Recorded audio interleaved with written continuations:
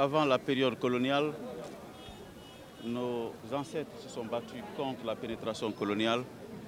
Beaucoup sont morts, d'autres ont été déportés au Gabon. Et le président Ahmed Sékou Touré et ses compagnons ont pris le relais pour demander l'indépendance de la Guinée sans effusion de sang. Ça fait 67 ans. Nous, on n'était pas nés encore. Peut-être certains d'entre nous, nos mamans n'étaient pas nés. Donc c'est une manière pour nous de penser à ceux qui ont mouillé le maillot, à ceux qui ont versé la sueur et ceux qui ont versé le sang pour que nous bénéficions aujourd'hui de la dignité, de la souveraineté nationale et internationale. Que leurs âmes reposent en paix. Contrairement aux autres années, la 67e anniversaire de l'indépendance de la Guinée n'est pas seulement qu'une question de réjouissance, mais c'est un sentiment de fierté. Parce que cette année, la célébration coïncide à la notation de la Guinée comme un pays stable, un pays où on peut investir. Donc, si en 1958 c'était la souveraineté politique, cette année c'est la souveraineté économique de notre pays. Et l'architecte de cette souveraineté, c'est le chef de l'État, le président Mamadi Doumbouya, qui est l'architecte principal de ce travail.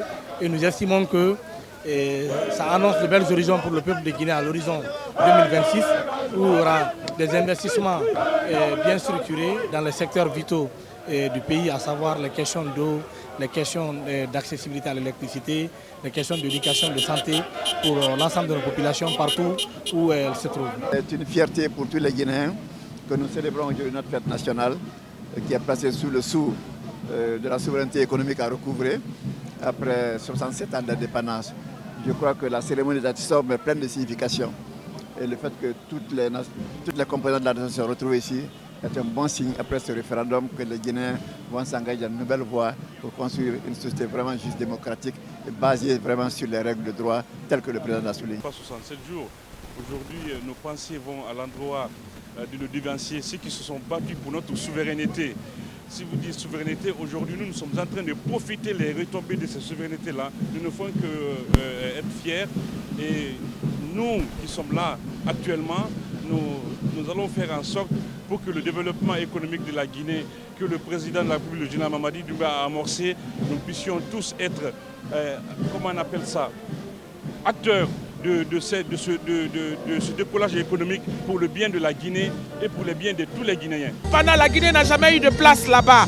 Cette année, nous l'avons vu. On a suivi le discours du général Amara aux Nations Unies aujourd'hui. Donc, c'est une occasion pour profiter et dire grand merci au général Mamadi Doumbouya, qui est l'auteur, maître d'œuvre et maître d'ouvrage de tout ça.